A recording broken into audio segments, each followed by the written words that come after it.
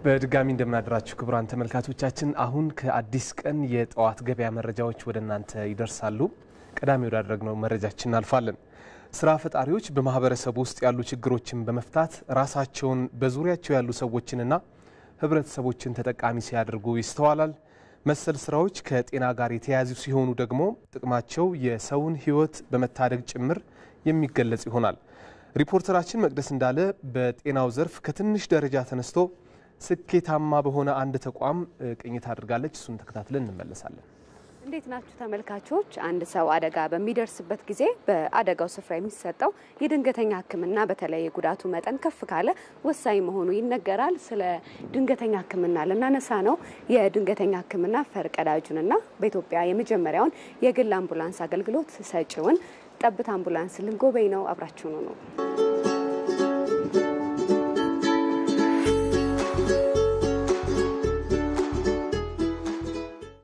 ሰላም እንዴት አሉ? ደህና ነው? እንዴት አሉ? እንኳን ደህና ቆያችሁ። እስኪ ራስዎትን ያስተዋውቁ። እኔ ስሜ ክብረት አበበ ይባላል። የጠብታ አምቡላንስ መስራችና አሁን ዋና ስራ አስፈጻሚ ነኝ። ጠብታ አምቡላንስ የሚለው ምን ማለት ነው?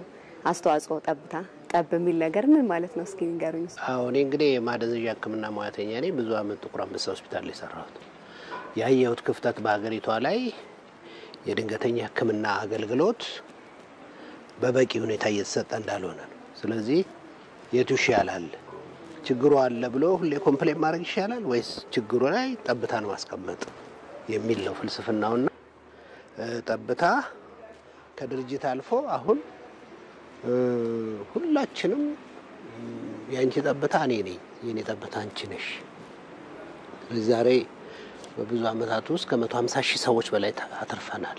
የስራ ፈጠራ ላይ በተለይ የገንዘብ ችግር ይኖራል። የሚፈጠረውም የስራ አይነት አዲስም ከሆነ ከህብረተሰቡም ከተለያዩ ተቋማትም ቻሌንጆች ይኖራሉና ምን ቻሌንጅ ነበር? የምትሰራበት መስፈርት የለም፣ ስታንዳርድ የሚባለው ነገር። ስለዚህ በኢትዮጵያ ታሪክ ውስጥ የድንገተኛ ሕክምና ስታንዳርዷን እኔ ነኝ የጻፍኩት። እኔ በጻፍኩት ስታንዳርድ ነው የተመዘንኩትና ፍቃድ የተሰጠኝ። ሜትድ ከሆኑ መውጫ አለውና እኔ ቤቴን ሸጬ ነው አምቡላንስ የገዛሁት። በጠብታ አምቡላንስ ምን አገልግሎቶች አሉ? እስኪ የዞረን ያሳዩ። እኔ በጣም በሚያሳዝን ሁኔታ ከ95% በላይ የድንገተኛ ሕክምና ነገሮች ሁሉ የሚመጡት ከውጭ ሀገር ነው። ስለዚህ እኛ በትንሹ ነው አሁን እየሰራን ያለነው፣ ግን ትልቅ ቪዥን አለን ማኑፋክቸሪንግ ላይ። በመኪና ውስጥ የመጀመሪያ ሕክምና እርዳታ ኪቶች መኖር አለባቸው ብለን ስለምናስብ እሱን እየሰራን ነው። ይሄም ራሱ ኤምፕሎይመንት ይፈጥራል፣ የፎሬን ዳይሬክት ኢንቨስትመንትን ያበረታ ብዙ ነው ውስጡ ያለው ነገር። አሁን በቅርቡም በአዲስ አበባ እሳትና አደጋ ስጋት ስራ አመራር ኮሚሽን የደህንነት መስፈርት እንደ ግዴታ መመሪያም ወጥቷል። ከሱ ጋር በተያያዘ የሚያግዝ ይመስለኛል። አብሶሉት የስልጠና አገልግሎት አላችሁ አይደል? እሱን ደግሞ እንመልከት።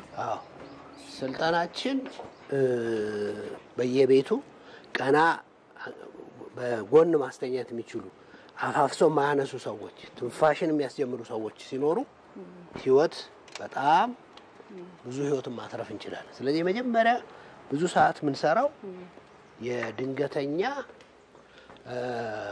ሕክምና ስልጠና ነው።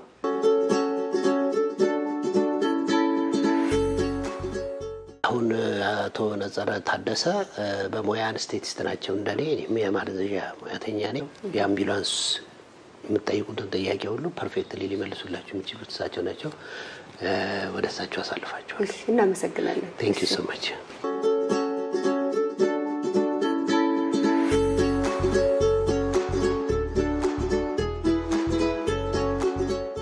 አምቡላንስ የተዋቀረው ሀገራችንን በመሰረታዊ ከፍተኛና የላቀ ነው ብዬሻለሁ።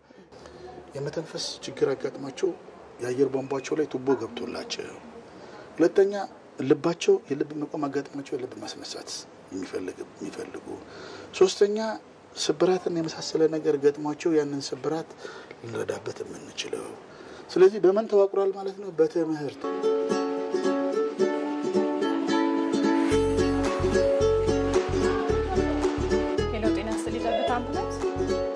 አሁንም በጠብታ አምቡላንስ ያለን ጉብኝት ቀጥሏል። አሁን ደግሞ በአምቡላንስ ውስጥ ምን አይነት የጤና አገልግሎት ይሰጣል የሚለውን ታስመለክተናለህ።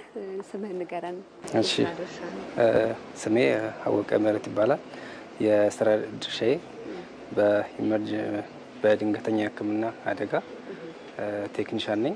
ጥሪ እንደተቀበልን ያው ስለ እንትም ያለን ኢንፎርሜሽን ስለታከም ያለን ኢንፎርሜሽን የተለያየ ኬዝ ሊሆን ይችላል የመኪና አደጋ ሊሆን ይችላል ሰምቲንግ ነገር ሊሆን ይችላል ያንን እንትን ብለን ተቀበለን ወደ ቦታው እንሄዳለን በተለይ ይህን ደንበኞችን ስታደርሱ ስታጓጉዙ ወደ ሕክምና መስጫ ተቋም ስትወስዱ ምን እክል ይገጥማቸዋል በተለይ ከትራፊክ መጨናነቅ ጋር በተያያዘ ለአምቡላንስ ቅድሚያ ለመስጠትም ሊሆን ይችላል ምን ይገጥማቸዋል ዋናው ምንድነው ሊገጥመን የሚችለው ነገር ከዚህ እንደወጣን ምንድነው የመኪናው ክራውድ ነው በጣም